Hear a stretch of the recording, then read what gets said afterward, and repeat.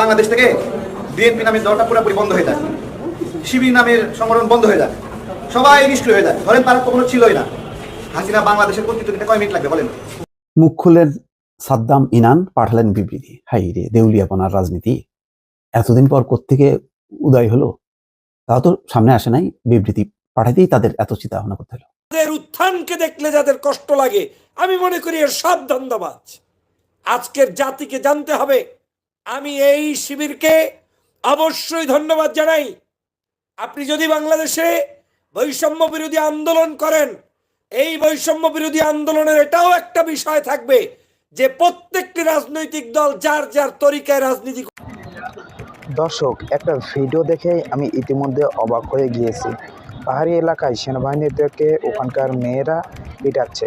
দর্শক, শুধু তাই নয়, এই প্রধানমন্ত্রী ডক্টর ইউনূস কি করলেন পাহাড়ি এলাকাদের জন্য। দর্শক, আমি আর বেশি কথা বাড়াবো না। আপনাদের ভিডিওর প্রথমেই যে বিশেষ অংশ দেখিয়েছি, সে বিশেষ অংশগুলোকে আমরা ধারণাবাহিক করে আমরা এক এক করে কয়েকটি ভিডিও গিয়ে দেখে আসি।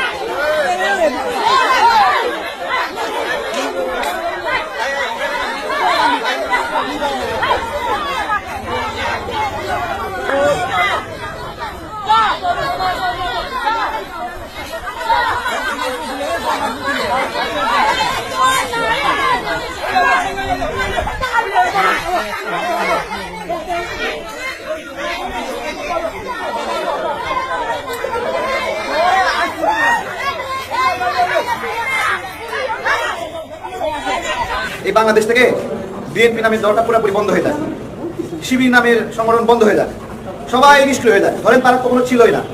হাসিনা বাংলাদেশের কর্তৃত্ব নিতে কয় মিনিট লাগবে বলেন? কয় মিনিট লাগবে? কয় মিনিটের উত্তেজনা ধরে রাখতে পারবে এই সমন্বয়ক নামের কয়েকজন ছাত্রলীগ নেতা? আমি গতকাল ফেসবুকে বলে বলছিলাম, আসিফ নাইক না থাকলে আন্দোলন বিক্রি হয়ে যেত।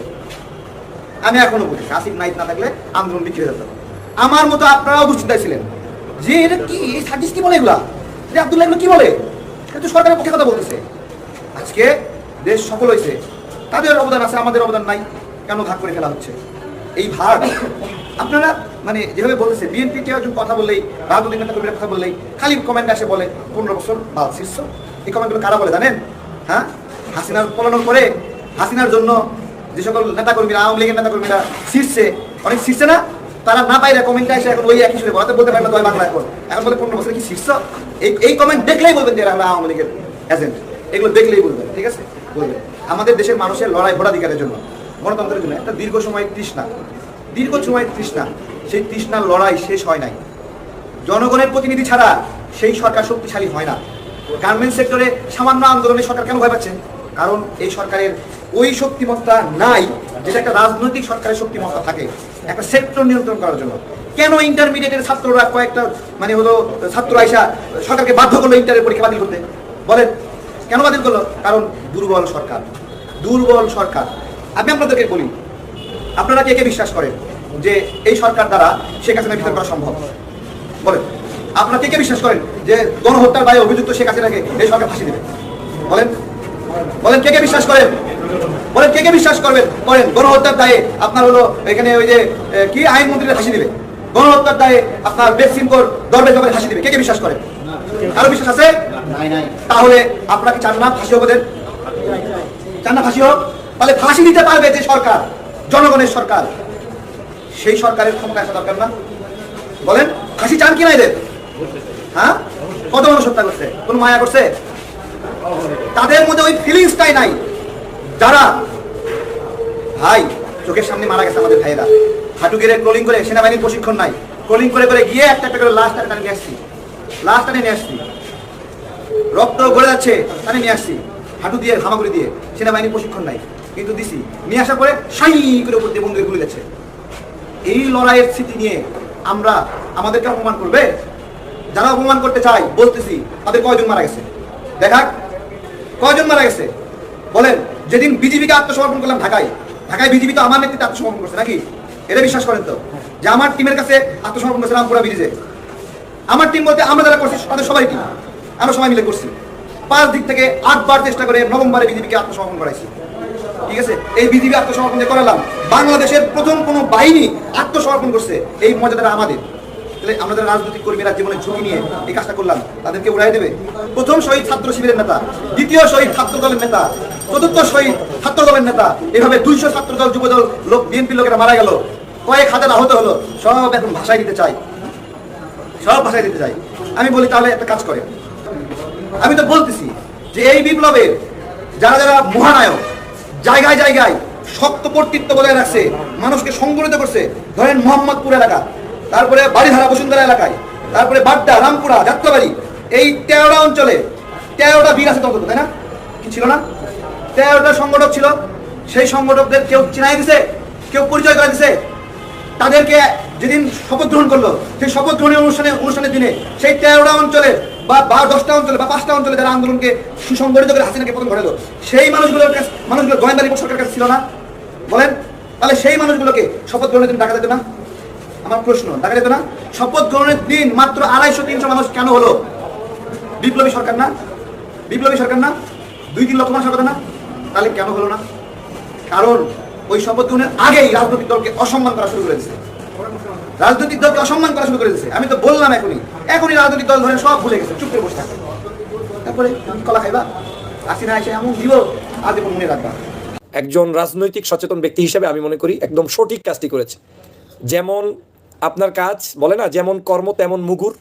গত 15 বছর পর্যন্ত, 16 বছর পর্যন্ত ফেসিবাদী শেখ হাসিনা বাংলাদেশের নাগরিকদেরকে ধোঁকা দিতে দিতে দিতে দিতে রাজনৈতিক শিষ্টাচারকে ধ্বংস করে ফেলেছে।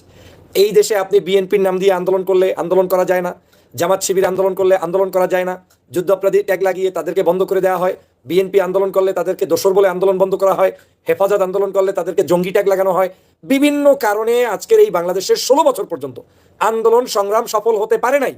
এটাই তো সফলতা, যে একটি আদর্শবাদী সংগঠন তাদের নেতৃত্বের লেভেল এমন পর্যায়ে নিয়ে গিয়েছে যে তারা শেখ হাসিনার মতো একজন ব্যক্তিকে হাইকোর্ট দেখিয়ে তার কাছ থেকে ক্ষমতা কেড়ে নিয়ে বাংলার মানুষকে মুক্ত করে দিয়েছে। এটা তো বাংলাদেশের জন্য পজিটিভ। এটাই আরো 16 বছর আগেই করা উচিত ছিল। বাংলাদেশের নাগরিকদের মুক্তির জন্য রাজনৈতিক অঙ্গনে প্রকাশ্যে কিংবা গোপনে রাজনীতিকে কিভাবে করবে সেটা রাজনৈতিক সিদ্ধান্ত, এবং এটাই হচ্ছে রাজনৈতিক সুষ্ঠু সুন্দর পরিকল্পনা। আজকে যারা সংকীর্ণ, তারা শিবিরের আত্মপ্রকাশকে অনেকে মনে করেন কেন এখন আত্মপ্রকাশ করলো, কেন করে নাই? তার মানে আপনার দৃষ্টিতে আমি আত্মপ্রকাশ করে আবার গরুর মাঠে সমাবেশ করি? আপনার দৃষ্টিতে আমি আত্মপ্রকাশ করে শেখ হাসিনাকে কিয়ামত পর্যন্ত ক্ষমতায় রাখি? নাকি আপনার দৃষ্টিতে আমি আমার পরিচয় গোপন রেখে যুদ্ধ কৌশলের অংশ হিসেবে জাতিকে মুক্ত করে তারপরে সঠিক সময় আমার পরিচয় সামনে নিয়ে আসি? নেতৃত্ব তো তাহাকেই বলে যেই ব্যক্তি নেতার হওয়ার পরেও তিনি তার ব্যক্তি স্বার্থে তার নেতৃত্বের জিনিসটাকে সামনে আনেন না, তিনি তার পরিচয়কে সামনে এনে নিজের ক্রেডিট নেওয়ার জন্য চেষ্টা করেন না। নেতৃত্ব তো তাকেই বলে যিনি চেষ্টা করে বাংলার জনগণকে মুক্ত করে, তাকেই তো নেতৃত্ব বলে। আজকের সারা বাংলাদেশের প্রত্যেকটি রাজনৈতিক দলের পক্ষ থেকে ছাত্র শিবিরের এই নেতাকে দেওয়া উচিত ছিল সংবর্ধনা, যে আপনি একজন ঢাকা বিশ্ববিদ্যালয়ের সভাপতি হয়ে দুনিয়াবি কোনো লোভ লালসা মুক্ত হয়ে তারপরে আপনি নিজেকে আত্মগোপনে রেখে এত বড় একটা স্যাক্রিফাইস করেছেন। আপনাকে আমরা জানাই সাধুবাদ, আপনাকে জানাই আমরা ধন্যবাদ।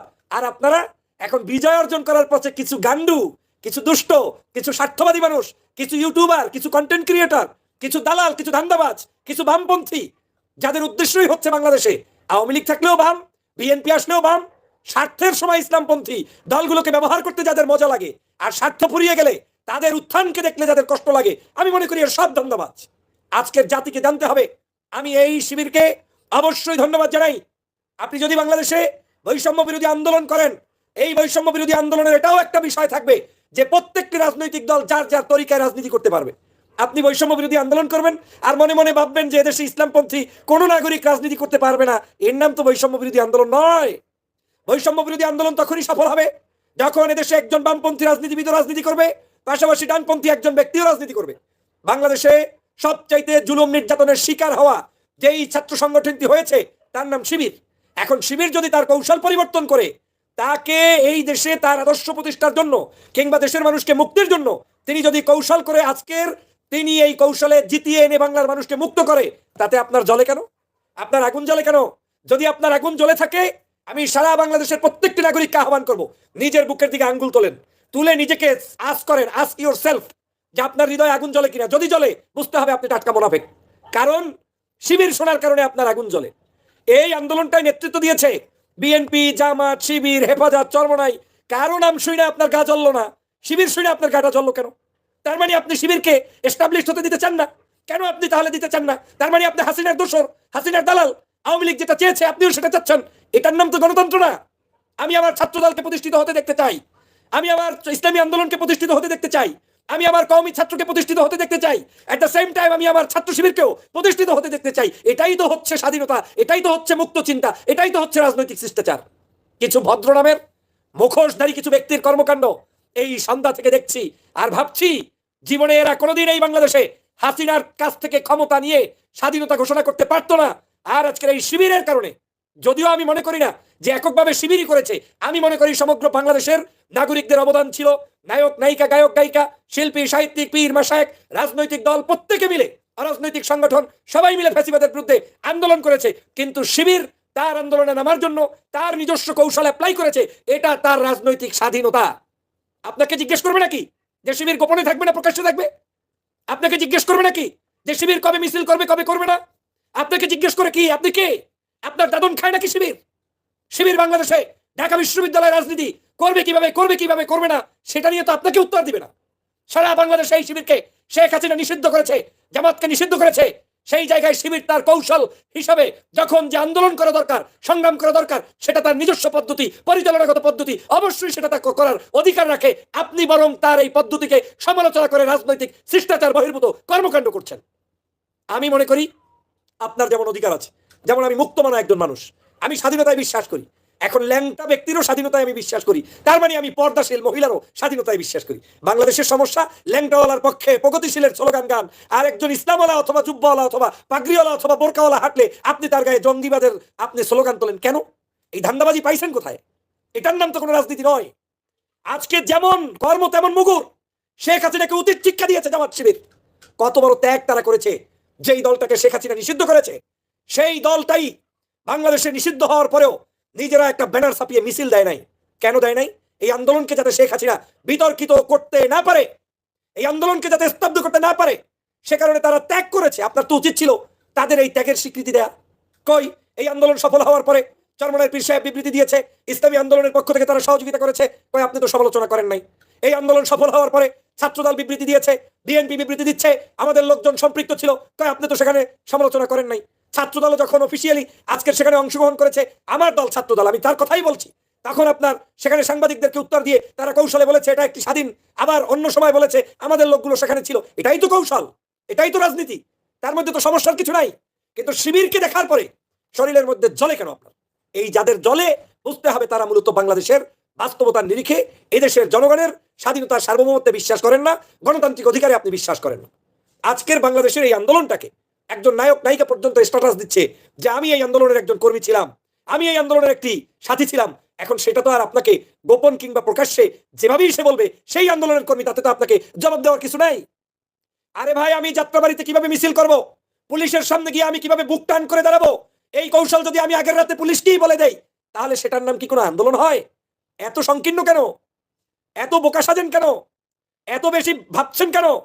শিবির ঢাকা বিশ্ববিদ্যালয়ের এই ছেলেটি আজকে সঠিক কাজ করেছে, আমি স্যালুট জানাই। যে আপনি আপনার পরিচয় গোপন করে নিজের স্বার্থ সম্পূর্ণ জলাঞ্জলি দিয়ে তারপরে আপনি আন্দোলনের নেতৃত্ব দিয়েছেন, এটাই তো উদারতা, এটাই তো আন্দোলনের কৌশল। এখন যদি আপনি বলেন আমাদের কোন কোন ভাইয়েরা এই আন্দোলনের সময় যে বাসায় বসে ভিডিও বানিয়েছে, এটা কি হয় যে গোপনে চুরি করে করে ভিডিও কেন বানাবে? তার তো লালদিঘি ময়দানে কিংবা ঢাকাতে আপনার কি বলে শাহবাগে এসে ভিডিও বানিয়ে কথা বলা উচিত ছিল। এটা কেমন কথা? গোপনে বানাবে না মাটির তলে গিয়ে বানাবে, না গর্তে বসে বানাবে, না মিনারে দাঁড়িয়ে বানাবে, এটা তার কৌশল। যেখানে সমগ্র বাংলাদেশের ফ্যাসিবাদী এই শেখ হাসিনা সারা দেশের জনগণের উপরে চরমভাবে আজকের জুলুম করেছে, নির্যাতন করেছে, মানুষ মুক্তির দিশা খুঁজেছে, খুঁজে যখন পায়নি, অস্থির হয়ে গিয়েছে, তখন সমগ্র বাংলাদেশের নাগরিকরা পথ খুঁজতেছিল যে কোনো মূল্যে হাসিনার হাত থেকে মুক্তি পাওয়া যায় কিনা। আজকে আমাদের এই বাংলাদেশের প্রত্যেকটি নাগরিককে ধন্যবাদ জানানো দরকার। যারাই আন্দোলন করেছে তাদেরকে সংকীর্ণতার ঊর্ধ্বে উঠে ধন্যবাদ এবং তাদেরকে শ্রদ্ধা জানানো দরকার, তাদেরকে আমাদের সম্মান জানানো দরকার। এখন আমার সাথে শিবির হোক আর জামাত হোক, ইস্যু ছিল কয়টা? একটা। কি ইস্যু? শেখ হাসিনার হাত থেকে বাংলার মানুষকে মুক্তি চাই। ইস্যু ক্লোজ হয়েছে। এখন আপনার দল আপনি করেন, আপনার মত আপনি প্রকাশ করেন, আপনার মতো মানুষকে দাওয়াত দেন, জামাতের মতো দাওয়াত দেখ, বিএনপির মতো দাওয়াত দেখ, আজকের হেফাজতের মতো কাজ করুক, চরমনের পীরের মতো কাজ করুক, সমস্যা তো নাই। কিন্তু সব কিছু আপনি ভালো বোঝেন, জামাত শিবিরের নামটা শুনলে শরীরের মধ্যে জ্বালাপোলা করে কেন? সব কিছু ভালো বোঝেন, ডাক্তার শফিক সাহেবের নাম শুনলে শরীর জ্বলে কেন? এই জায়গায় আমার যুদ্ধ। I don't care anybody. আমার যুদ্ধ এটাই, একটি আদর্শবাদী চিন্তার নেতার প্রত্যেকটি বিষয়ে স্পেশাল মেসেজ থাকা দরকার, ক্লিয়ার মেসেজ থাকা দরকার। আমি দল ভিন্ন করতে পারি, তাতে সমস্যা নাই। ওই দল করলেও আপনাকে সত্যকে সত্য জেনে চিন্তার আলোকে কথা বলতে পারবে। ওরে বাপরে বাপ, কত বড় কারি সাহেব নতুন করে আসছে। ঢাকা বিশ্ববিদ্যালয়ের ছেলেটা এতদিন গোপন রাখলো কেন? এই বেটা, তুমি কি ওর নিরাপত্তা দিতে পেরেছিলে? আওয়ামী লীগের আমলে তার ঢাকা বিশ্ববিদ্যালয় শিবিরের সভাপতি বলে কাজ করার কোনো অধিকার কি তাকে দিয়েছিলে? তার কি কোনো অধিকার ছিল শেখ হাসিনার বিরুদ্ধে ডাইরেক্ট রাজপথে নেমে আন্দোলন করতে পারতো? তাহলে সেটা যখন পারতো না, তাহলে তার কৌশল অবলম্বন করে তিনি যে কাজটি করেছেন, এটা তো তার রাজনৈতিক আদর্শের অংশ। অস্বীকার করার কি আছে? এখন যদি বলেন রাজনীতিবিদরা দেশ থেকে পালিয়ে গিয়ে বিদেশে বলে টকশো করছে কেন, আপনার কাছে তো মনে হয় জানো কেন টকশো করছে? দেশে আসে না কেন? সবাই দেশে আসবে না। কেউ যুদ্ধ করেছে কলম, কেউ যুদ্ধ করেছে টকশোতে, কেউ করেছে মাঠে, কেউ করেছে ময়দানে, এমনকি কোনো কোনো ব্যক্তি জেলখানায় বসেও আন্দোলন করেছে। সমস্যা কি? আমি তো আন্দোলন করেছি বাংলার মানুষের মুক্তির জন্য। অতএব যে যেখান থেকে পেরেছে সেখান থেকে আন্দোলন করবে। এই আন্দোলনে শিক্ষকরাও সম্পৃক্ত ছিল, প্রশাসনের কর্মকর্তারাও সম্পৃক্ত ছিল। এখন আপনার দেশের আইন বলে সরকার বিরোধী কর্মকাণ্ডে একজন প্রশাসনিক কর্মকর্তা কিভাবে দাঁড়ায়? এখন শেখ হাসিনাকে বিদায় করতে হলে প্রশাসনিক কর্মকর্তা তো আপনার সামনে এসে মিছিল করে বলতে পারবে না যে আমি সরকারকে মানি না। তাহলে তার যে পদ্ধতি অবলম্বন করতে হবে সেটাই তিনি অবলম্বন করে রাজনীতি করবেন, কিংবা তিনি বাংলাদেশের নৈতিকতার পক্ষে দাঁড়াবেন। এটাই তো বাস্তবসম্মত কথা। কিন্তু প্রিয় সহযোদ্ধা ভাইরা, কিছু মানুষ দাঁড়িয়ে গিয়েছে আজকে, জামাত শিবির শুনলে ভয় লাগে, জামাত শিবির নাম শুনলে চুলকায়, ইসলামপন্থী কোন রাজনৈতিক উত্থান দেখলে তাদের কষ্ট লাগে। আর সেই কাজগুলো দেখলে আমারও কষ্ট লাগে। কেন আপনার কষ্ট লাগবে?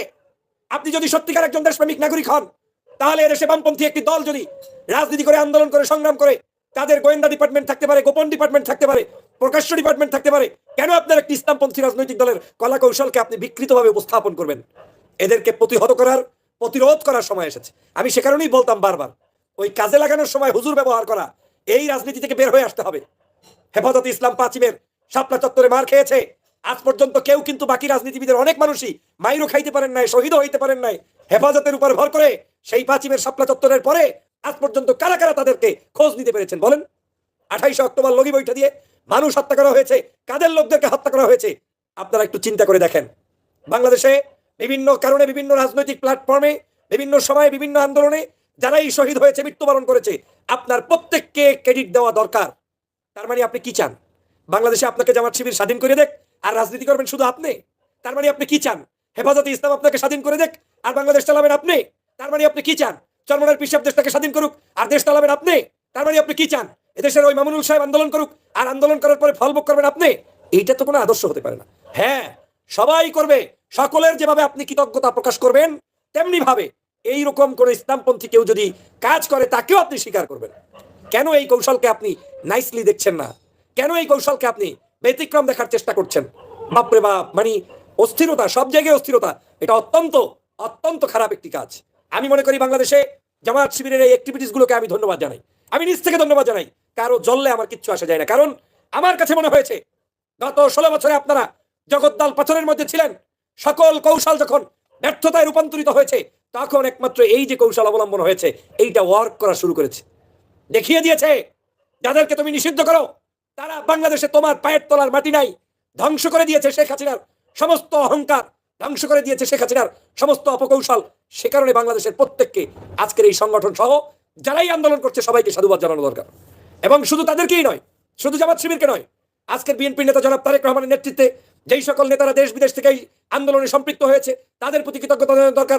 গণ অধিকার পরিষদের নুরু সাহেবের নেতৃত্বে যারা আন্দোলন করেছে তাদেরকে কৃতজ্ঞতা জানানো দরকার। চরমনের পীরকে কৃতজ্ঞতা জানানো দরকার, ডাক্তার শফিক সাহেবকে জানানো দরকার, প্রত্যেকটি রাজনৈতিক দলের নেতাদেরকে জানানো দরকার। এমনকি এই আন্দোলনে সম্পৃক্ত হয়ে যারা টকশো করেছে, আন্দোলন করেছে, বক্তব্য দিয়েছে, ভিডিও ক্রিয়েট করেছে, প্রত্যেক। কিন্তু আজকে আমাদের দেশের একটি চেতনা জেগে গিয়েছে, কারো পক্ষে, কারো সত্যের পক্ষে কথা বললে আপনার দলের পরিচয় কি, দলবাজ হতে হবে আপনাকে, তাই না? এই যে দলবাদ চিন্তা, এই কারণেই আজকের বাংলাদেশের স্বাধীনতার সার্বভৌমত্ব নিয়ে হুমকির মুখে আমরা এখনো জাতীয় ইস্যুতে এক হতে পারিনি। আমরা এখনো ঐক্যবদ্ধভাবে এই শেখ হাসিনার বিরুদ্ধে একটি জাতীয় ঐক্য করে তুলতে পারিনি। আজকের যেই প্রবাসী ভাইরা আমাদেরকে রেমিটেন্স না পাঠিয়ে শেখ হাসিনার বিরুদ্ধে আন্দোলন করেছে তাদেরকেও স্বীকৃতি দেওয়া দরকার, তাদেরকেও স্যালুট দেওয়া দরকার। অতএব সংকীর্ণতার ঊর্ধ্বে উঠে আপনারা আসুন, একটা ইস্যুতে আমরা সবাই এক, ফেসিবাদী শেখ হাসিনাকে আমি বিদেশে নালিশ করে পাঠাবো, এজেন্সি নিয়োগ করে পাঠাবো, মানে ফেলাবো, বা ওই বারাক ওবামার কাছে নালিশ করে ফেলাবো, এটা আমার ইস্যু। আমি তো আমার কৌশল অবলম্বন করবই। কেন আমরা করি নাই? বিশ্ব বড় বড় মোড়লদের কাছে শেখ হাসিনার সকল অপতৎপরতার বিরুদ্ধে আমরা কি নালিশ করি নাই?